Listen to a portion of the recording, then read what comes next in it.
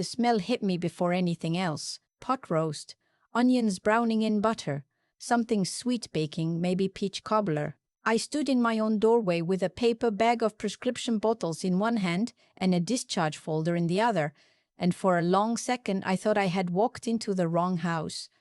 Then I heard a woman laugh in my kitchen, a laugh I did not recognize. I am 68 years old. I had just spent 11 days at St. Vincent's in Charlotte recovering from a stroke that took the feeling out of the left side of my face for almost a week. My speech still felt thick around certain consonants. The neurologist had told me very gently that I needed quiet, no stress, no surprises. He had used that exact word, surprises.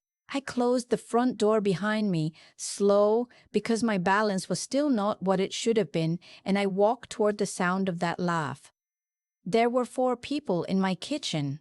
A woman in her 40s standing at my stove, stirring something with my good wooden spoon, the one my husband Walter had carved from a piece of hickory the year before he passed.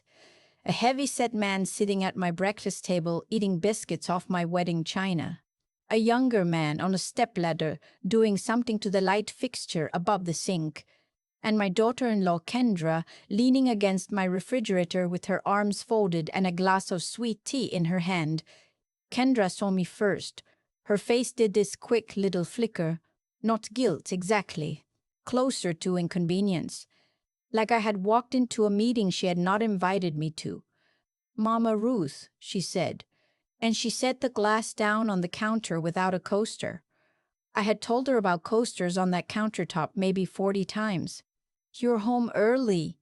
"My son was supposed to pick me up at 4, I said. The words came out slower than I wanted them to.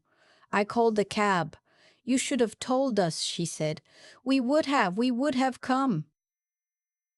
The woman at the stove turned around. She gave me a smile that did not reach her eyes and went back to stirring. The man at the table kept eating. The man on the ladder glanced down and then up again as if I were a piece of furniture someone had moved. "Kendra," I said, "who are these people?" She did this thing she does where she tilts her head and softens her voice like she's talking to a child or a dog. "Mama Ruth, you need to sit down. The doctor said no stress. Come on, let me get you to your chair." She started toward me with her hand out. I stepped back. The motion made me dizzy and I had to put my hand on the wall, and I hated that. I hated needing the wall in my own house in front of these strangers. "I asked you a question," I said. The woman at the stove spoke without turning around. "We're just helping out, ma'am. Don't you worry." I looked at her back, at the apron she was wearing. It was my apron, the one my granddaughter Ayana had made for me in 7th grade home economics with the crooked stitching that spelled out "Best Grandma in the World." Something in my chest went cold. Not the stroke. Something else. "Take that off," I said. The woman turned. She looked at Kendra, not at me. Kendra gave her a little nod, and the woman untied the apron and laid it on the counter like she was doing me a favor. "Mama Ruth," Kendra said, "let's talk in the living room, please. You're tired." I let her lead me out of the kitchen because I needed to sit down and because I needed to think, and I could not do either with those strangers watching me. She sat me in Walter's chair, the leather recliner by the window that nobody had used since he died 4 years ago. I sat in it because my legs would not hold me anymore. The arms still smelled faintly of his aftershave if you pressed your face against them, which I had done more times than I would admit. "Where is Marcus?" I said. "My son, Kendra's husband. He's at work, Mama Ruth. He'll be home around 6. Why are there people cooking in my kitchen?" She sat on the edge of the couch across from me and folded her hands in her lap like a schoolgirl. "Marcus and I have been talking about the house, about what's best for you." "What's best for me?" "You had a stroke. You can't be alone here anymore. The doctor said so." The doctor had said no such thing. The doctor had said quiet. The doctor had said outpatient therapy twice a week and a low-sodium diet.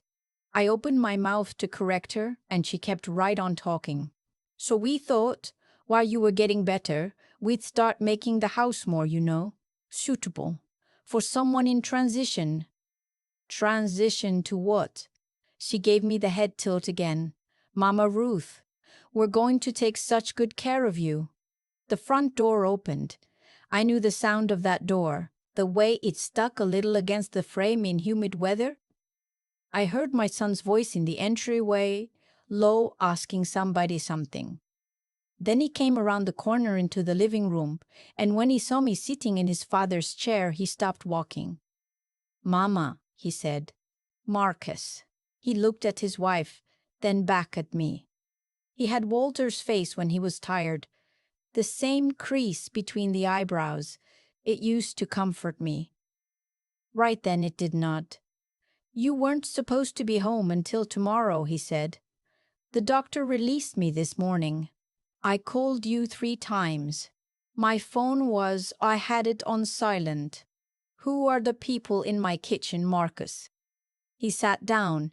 He rubbed his hands on his knees the way he used to when he was a boy, and he had broken something and was trying to figure out how to tell me. He is 41 years old. He's a regional manager for a logistics company in Greensboro. He has 2 children and a mortgage and a 401k, and he was sitting on my couch rubbing his knees like he was 9. Mama, we need to have a conversation. We're having one. Kendra started to speak, and he held up a hand to her. That surprised me. I had not seen him do that in a long time. There's a woman named Purlin, he said. She runs a service. She's a kind of care coordinator. She helps families in our situation, with aging parents. I let that sit in the air between us. Aging parents. Like I was a category. Like I had stopped being his mother and become a problem to be coordinated. The man at the table, I said. That's her brother. He does renovations. He was looking at the kitchen to see what would need to be updated to make it ADA compliant. Grab bars and so forth. And the one on the ladder. That's her son, electrical. He was checking the wiring. Checking the wiring for what? Marcus looked at his wife. Kendra looked at the rug. Marcus, I said. Checking the wiring for what? He took a long breath. For the appraisal. The room got very quiet. I could hear the woman in the kitchen open the oven and close it again. I could hear a clock ticking somewhere. I could hear my own pulse in my ear, which the neurologist had said would happen sometimes after a stroke and which I should not be alarmed by. I was alarmed. You are appraising my house. Mama, just hear me out. You are appraising my house while I am in the hospital. Just hear me out. Please. I did not say anything. I let him talk. I have found in 68 years that the fastest way to learn what somebody is planning is to stop asking questions and let them fill the silence. He told me a lot of things. He said the house was too big for one person.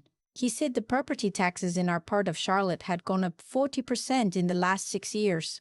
He said Perlene had a contact at a place called Magnolia Grove, an assisted living community in Concord, and that they had a 1-bedroom unit opening in September, and that the deposit was due by the end of the month. He said if I sold the house now in this market, I could clear close to $320,000 after the mortgage was paid off, which would more than cover Magnolia Grove for at least 7 years. He used the word leverage. I remember that. He said the equity in the house was just sitting there as leverage and that it would be irresponsible not to use it. He said all of this in a calm, even voice, like he had rehearsed it, which he had, I could tell. There were places where Kendra mouthed the next word along with him. When he was done, I asked him one question. Whose name is on the deed, Marcus? He blinked. Yours and Daddy's. But Daddy's been gone 4 years, Mama, so functionally it's just yours. Functionally, legally, though, I checked. That was the sentence that did it. That was the sentence where I understood what was happening, not the strangers in the kitchen, not the appraisal, the fact that my son had checked, the fact that he had gone to the county recorder's office, or paid somebody to, and had pulled the deed to his own mother's house while she was in a hospital bed. I sat in Walter's chair and I did not cry. I wanted to, but I had learned a long time ago from my own mother that some tears you do not let people see. You take them somewhere private and you spend them where they cannot be used against you. Marcus, I said, I would like everyone out of my house right now, including you, Mama. Including you, Mama. Including you. Kendra started to protest and Marcus cut her off. He stood up. He stood there looking at me for a long moment and I could see he wanted me to forgive him already, right there before he had even left the room. I did not. He went into the kitchen and I heard him talking low to the woman at the stove. There was some clattering. The man with the biscuits asked a question and got a short answer. Within 10 minutes, the four of them were filing out of my front door with bags and a casserole dish and a stepladder, and the heavy-set man had the nerve to look me in the eye as he passed me and say sorry for the inconvenience, ma'am. Kendra went last. She paused in the doorway. Mama Ruth, you're going to regret this. He's trying to help you. I did not answer her. When the door closed, I locked it. Then I went to the kitchen and turned off the stove. Whatever she had been making was burning on the bottom. I scraped it into the trash, pot and all. I could not bear to wash that pot. I threw the wooden spoon away too, which broke my heart, but I could not look at it again knowing her hand had been on it. Then I sat at my own kitchen table in my own quiet house, and I let myself cry for about 4 minutes. I timed it. 4 minutes was all I could afford. After that, I got up and I called my sister. My sister Junie is 72 years old and lives in Asheville, 2 hours west of me, in a little cabin she built herself after her husband passed in 2009. She answered on the second ring. Ruthie, she said, I was just about to call you. How was the hospital? Junie, I said, I need you to come down here, tonight if you can. She did not ask why. That is the kind of sister Junie is. She just said, I'll be there by 10. She got there at 9:45. She had thrown a duffel bag and her old laptop and a thermos of coffee in her truck, and she had driven straight through. She came in the front door, took one look at me sitting at the kitchen table and said, Tell me everything. So I did. I told her about waking up in the hospital alone except for one phone call from Marcus on day 3. I told her about Kendra never visiting once. I told her about coming home and finding the strangers. I told her about the word leverage. I told her about Magnolia Grove and the September deadline and the appraisal. Junie listened all the way through with her hands wrapped around the thermos cup. When I was done, she set the cup down and said, Ruthie, I want you to think very carefully. Did Walter ever talk to you about a folder? I looked at her. A folder, she said, in a safe deposit box or somewhere in this house. He talked to me about it once. About a year before he died. He said he had set some things up for you in case in case things ever went the way they have gone. I felt my hands go cold. Walter and I had been married for 43 years. He was a high school principal for 31 of them. He was a careful man, a man who balanced his checkbook to the penny every Sunday afternoon. He was not the kind of man who left things to chance. But he had also been the kind of father who saw things in Marcus that I did not want to see. I remember one Thanksgiving, Marcus must have been 25 or so, and Walter had sat me down in the kitchen after everyone left and said something I had pushed out of my mind for 15 years. He had said, Ruth, our boy loves his mama, but he loves himself more. And one day that's going to matter. I had told him to hush. Junie, I said, Walter had a study.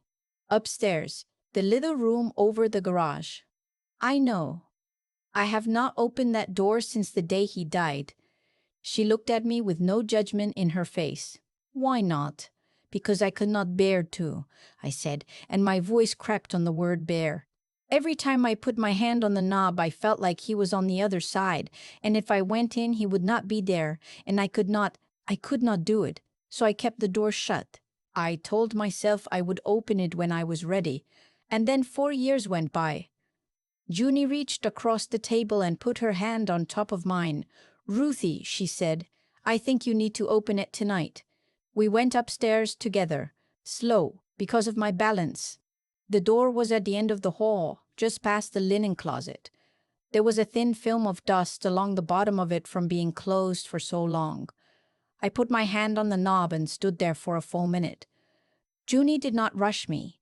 When I opened the door, it smelled like Walter. I do not know how that is possible after 4 years, but it did. It smelled like his Old Spice and the cedar shavings he used to keep in a bowl on the desk, and underneath all of it the faint smell of the cherry pipe tobacco he had quit in 1998, but which had soaked into the rug somehow and never left. His desk was the way he had left it. A half-finished crossword puzzle from the Charlotte Observer, a pen with its cap off, a pair of reading glasses folded on top of a hardcover book about the Battle of Antietam. I had to sit down on the little wingback chair in the corner because my legs gave out. Junie went to the desk. Where would he keep important papers? The bottom drawer on the right. He kept it locked. I never knew where the key was. She knelt down. She tried the drawer. It opened. He had left it unlocked. I do not know what to do with that. I still do not, all this time later. He had left it unlocked for me to find when I was ready, and I had taken 4 years to be ready, and he had trusted me to take as long as I needed. Inside that drawer was a manila folder. On the front, in his neat school teacher handwriting, he had written, "For our Ruth, if need." I opened it at the desk with Junie standing behind me with her hand on my shoulder. The first document was a letter.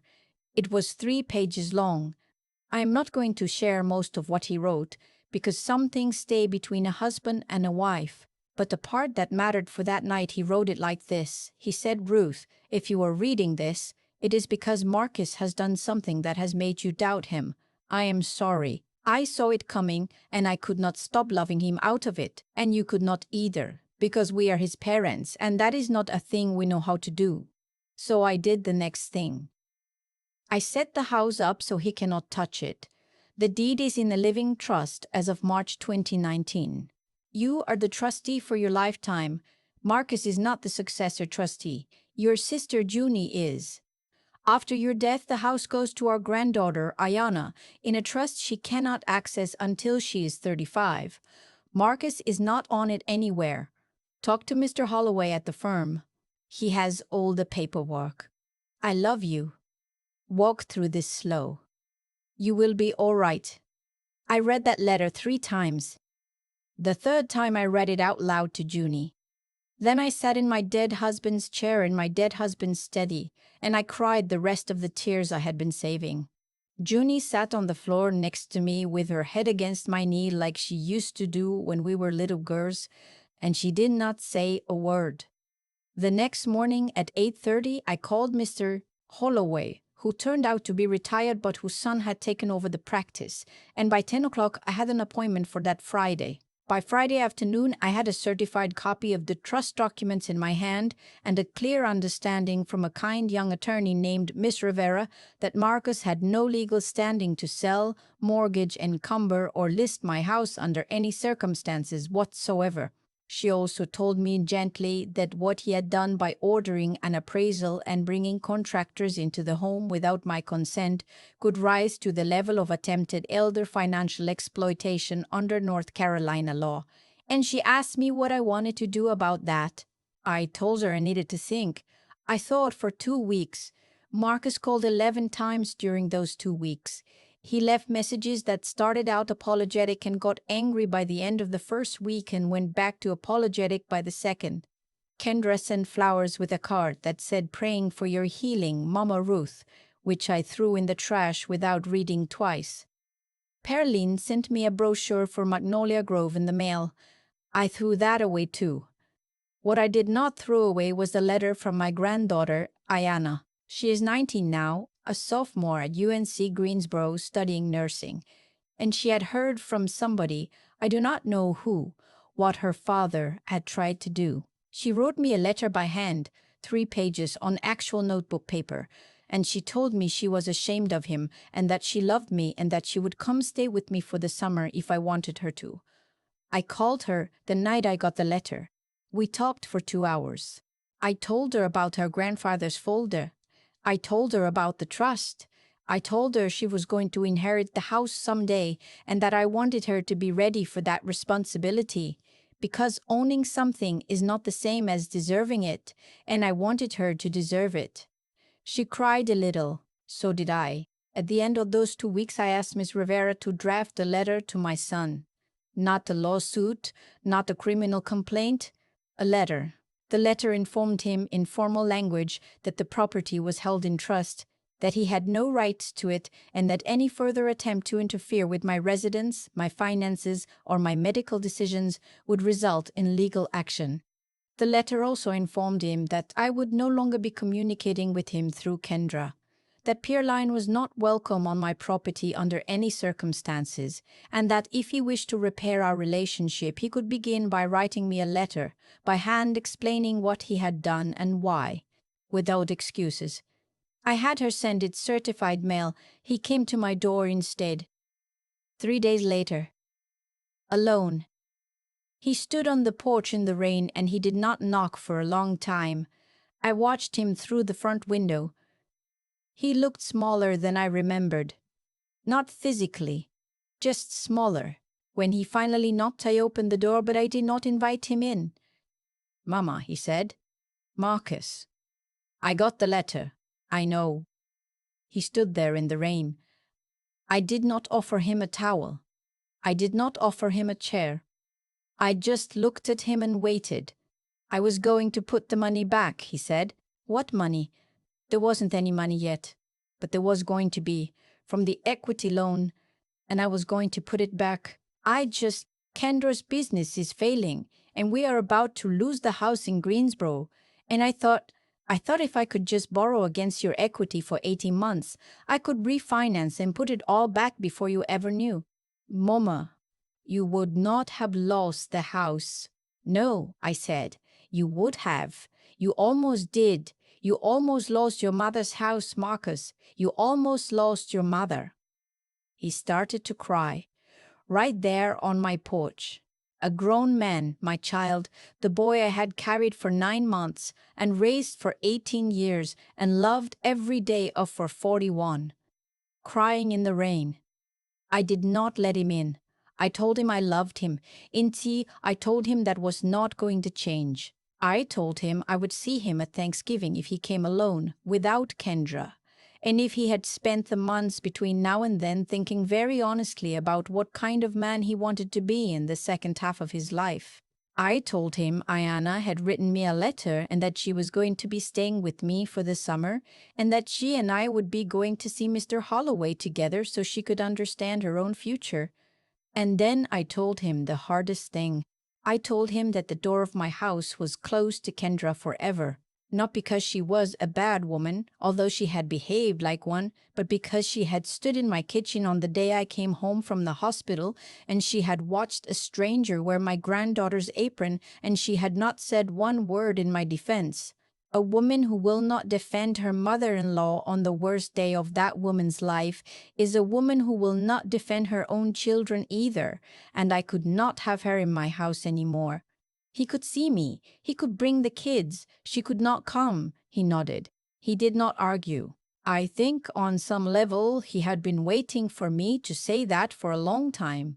He left in the rain without an umbrella, and I closed the door and I went into the kitchen and I sat down at my own table in my own house and I did not cry. I had no more tears that day. I had spent them all in Wall to study 2 weeks before. Ayana came to stay with me in June. She is here right now, actually, in the next room, studying for a microbiology exam. She fixed the porch light her grandfather had been meaning to fix for a decade. She makes me eat vegetables. She drives me to my therapy appointments, and she does not talk to me like I am a child. Marcus came for Thanksgiving alone, the way I asked. He brought a handwritten letter, 12 pages long, the way I asked. I read it that night after he went home. I'm not going to tell you what it said, but I will tell you that I keep it in the bottom drawer of Walter's desk now, in a folder of my own, next to the one Walter left for me. I have not decided yet whether things between us can be fully repaired. I am letting that be a question I do not have to answer this year, or maybe the next. I am 68 years old. I have time. Not all the time in the world, but enough. The doctor says my prognosis is good. My speech is back. My balance is back. I do my exercises every morning at the kitchen table. Sometimes I sit in Walter's chair in the evenings and I press my face against the leather of the armrest and I tell him thank you.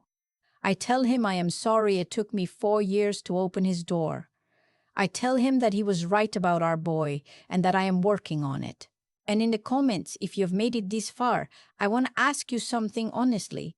Have you ever had a folder in your life that you were afraid to open? A door you walked past for years? A truce, somebody who loved you, left where you could find it when you were ready? Tell me about it. I read every one. I am sitting in my own kitchen, at my own table, in a house that belongs to me, and I have time. There is a kind of quiet that settles over a house after the worst day of your life is come and gone, and you are still standing in it. I have been living inside that quiet for some months now, and I want to tell you what it has taught me. What happened to me did not happen in one afternoon. It happened over years. My son did not wake up one morning and decide to sell his mother's house. He grew slowly into the kind of man who could. Every shortcut he was allowed to take, every consequence somebody softened for him. Every time I told myself he would grow out of it because I loved him too much to see him plainly. All of that was a seed I helped plant. Walter saw it. Walter said it out loud one Thanksgiving and I shushed him. The cause of what almost happened in my kitchen was not Kendra and it was not Pierline. It was 41 years of small permissions I gave a boy I adored. That is the harder truth, and I have made my peace with it. But there is another truth living right beside that one. The reason I still have my house is not luck. It's because a man who loved me sat down at a desk in 2019 and did the unglamorous work of making sure I would be protected. And a sister who loved me drove 2 hours in the dark without asking why. And a granddaughter who is barely out of girlhood wrote her grandmother a letter on notebook paper when the adults in her life would not. If you're listening to me tonight and you're a woman of a certain age, I want you to hear 3 things. The first is to keep your hands clean even when other people will not. Do not lie to your children to keep the peace. Do not sign what you have not read. Tell the plain truth, especially the one nobody wants to hear at the dinner table. Your character is the only thing nobody can refinance. The second is to learn the things you have been avoiding. Open the door you have been walking past. Find out whose name is on what. Sit down with an attorney even when you cannot afford to feel old enough to need one. I spent 4 years afraid of a study upstairs, and the answer to the worst day of my life was sitting in that drawer the whole time, waiting for me to be brave enough to look. And the third is to find the steel in yourself before you need it. I am not a hard woman. I never was. But when my son stood in my living room and used the word leverage about my home, something inside me decided it would rather be alone than be a fool, and I have not regretted that decision once. You can love somebody all the way down to the bone and still close a door in their face. Sometimes love is the closing of the door. I am sitting at my own kitchen table tonight. The apron Ayana made me is folded in the drawer where it belongs. I am all right.